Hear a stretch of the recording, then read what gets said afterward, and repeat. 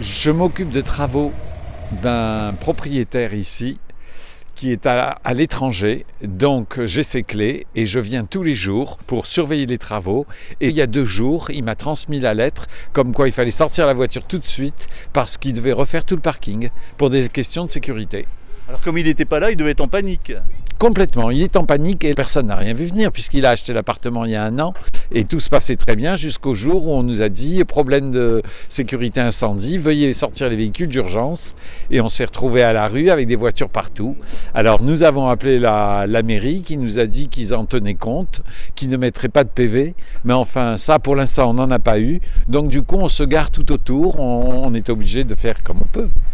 Et pour des personnes, une bonne partie de personnes âgées avec des problèmes de mobilité, c'est compliqué.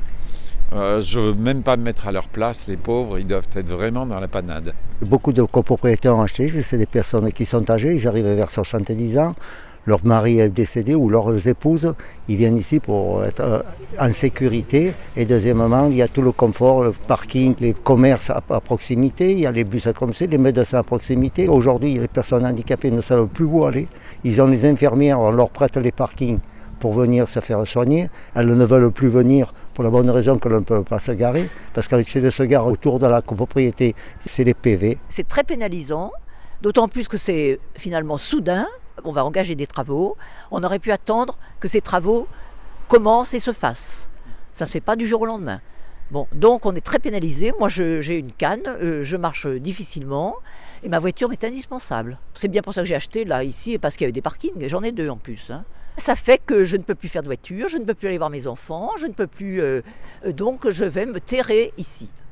Et vous êtes nombreux dans ce cas, dans la résidence ? Bien sûr, parce qu'on est tous, on a beaucoup de personnes âgées comme moi. Mais depuis 2-3 ans, on paye un gardien nuit et jour.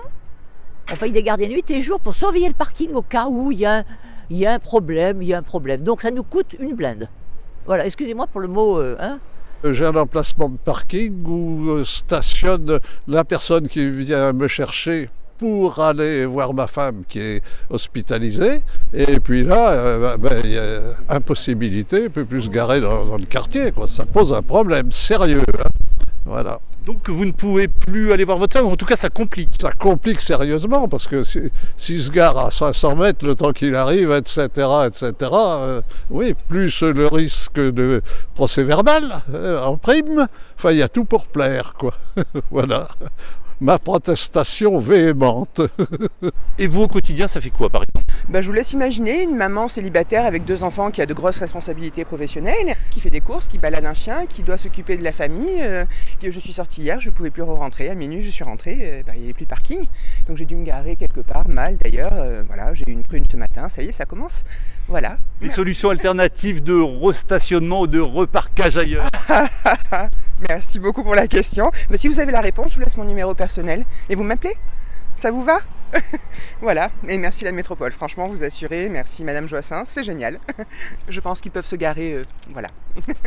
Qu'est-ce que vous attendriez maintenant concrètement pour faciliter la vie des habitants ? La solution, ça serait quoi ? C'est que la mairie prenne ses responsabilités du moment qu'elle nous a mis dehors. La métropole rejette la faute à la mairie. J'arrive dans la mairie, on m'a dit c'est au syndic de trouver la solution. J'aimerais bien que la métropole pense à nous avant de penser à ces histoires politiques avec Aix-en-Provence. C'est pas notre affaire tout ça. Nous on veut juste se garer, quoi. C'est le flou total. Ils nous ont donné un délai approximatif de fin avril.